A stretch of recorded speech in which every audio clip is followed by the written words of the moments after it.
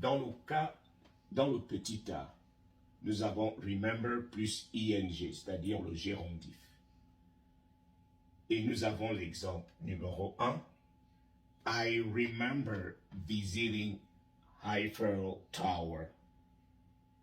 I remember visiting Eiffel Tower. Je me rappelle avoir visité la tour Eiffel. Je me rappelle avoir visité la tour Eiffel, Eiffel Tower. Et dans la deuxième phrase, nous avons remember closing the door. Remember closing the door. Tu te rappelles avoir fermé la porte. J'espère que tu te rappelles avoir fermé la porte. Tu te rappelles avoir fermé la porte, n'est-ce pas? Voilà. Remember closing the door. Dans le petit b, remember plus to. Et nous avons pratiquement les mêmes phrases. I remember to visit Eiffel Tower and remember to close the door. Nous allons voir un peu la différence. À quel moment doit-on mettre ing et à quel moment doit-on mettre to? Alors ici, remember plus ing, c'est-à-dire remember plus le verbe avec ing. Qu'est-ce que ça signifie? C'est dans quel sens? Ici, il faudrait que vous reteniez que lorsqu'on utilise remember et que le verbe qui suit a le ing, c'est que l'action est déjà complète. L'action est déjà allée jusqu'au bout. Ici, on dit I remember visiting Eiffel Tower. Ça veut dire que tu l'as déjà fait. Je me rappelle avoir visité la tour Eiffel. Tu l'as déjà fait. Tu es allé à Paris, comme ici, et tu as visité la tour Eiffel, tu es revenu aux États-Unis. Et tu te rappelles, tu dis, oh oui, je me rappelle avoir visité la tour Eiffel. Ça veut dire que tu es arrivé, tu as d'abord oublié, après tu te rappelles, tu dis, oui, je me rappelle avoir visité la tour Eiffel. L'action a déjà été commise. Tu as déjà visité la tour Eiffel, sauf que tu te rappelles maintenant. Ça veut dire que tu l'as fait. Tu te rappelles avoir visité la tour Eiffel. Cela a été fait. Cela a été fait. C'est une action qui a été faite, qui est allée jusqu'au bout. Donc, je ne sais pas si vous voyez un peu la différence. Regardez ici. Remember closing the door. Tu te rappelles avoir fermé la porte. Rappelle-toi que tu as fermé la porte. Rappelle-toi que tu as fermé la porte. Donc, dès que tu es sorti, rappelle-toi, tu as fermé la porte après toi, quand tu es parti. Rappelle, tu te souviens que tu as fermé la porte bien avant que je ne vienne. Donc, l'action a été déjà faite.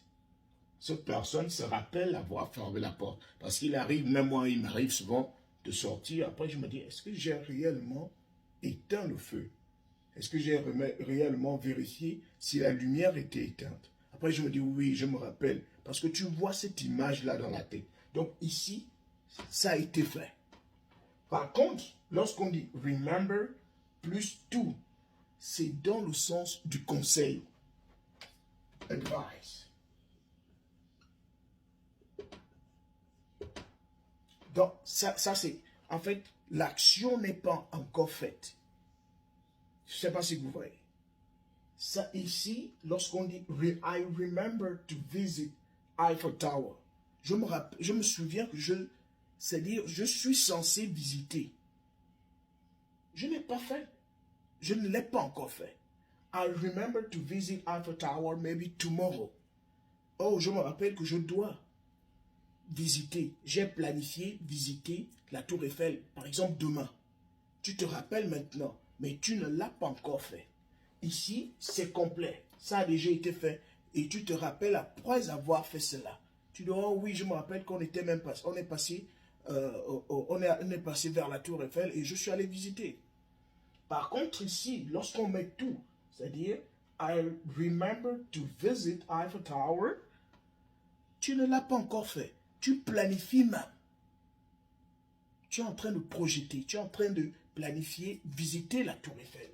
Regardez un peu ici. Remember to close the door. Comme je l'ai dit, c'est un conseil. Rappelle-toi que faudrait que tu te rappelles, tu dois fermer la porte. N'oublie pas, ici, c'est dans le sens, on peut traduire ça par, n'oublie pas de fermer la porte. Remember to close the door. N'oublie pas de fermer la porte. Rappelle-toi que tu dois fermer la porte avant de sortir. Boum. Donc ici, ce n'est pas encore fait. Je suis même en train de te conseiller de le faire. On peut utiliser une autre phrase. Remember to take. Remember to take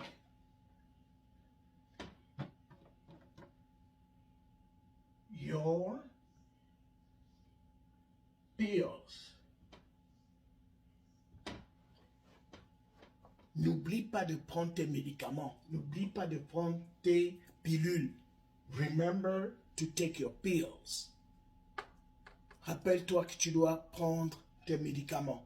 Donc, c'est dans le sens du conseil. Ce n'est pas encore fait, mais je suis en train de te dire de te rappeler. N'oublie pas. N'oublie pas de prendre tes pilules. N'oublie pas de prendre tes médicaments. Tu sais que tu es malade. Alors, s'il fallait mettre cette phrase à ce niveau-là, si on doit dire que, par exemple, si on doit utiliser la même phrase ici, on va dire « Remember taking ». On va enlever le tout, parce que c'est ici « Taking your pills ». Tu te rappelles que tu as pris tes pilules, n'est-ce pas? Est-ce que tu te rappelles? Oh oui, parce que cette image-là va venir dans la tête. Tu vas dire « Oh oui, je me rappelle. Je me rappelle avoir pris mes pilules ». Donc, les amis, si cette leçon également vous a permis de vous retrouver, vous pouvez liker, vous pouvez commenter et surtout, n'oubliez pas de partager et de donner en commentaire, de dire en commentaire quelques phrases. Essayez de me montrer que vous avez compris les explications.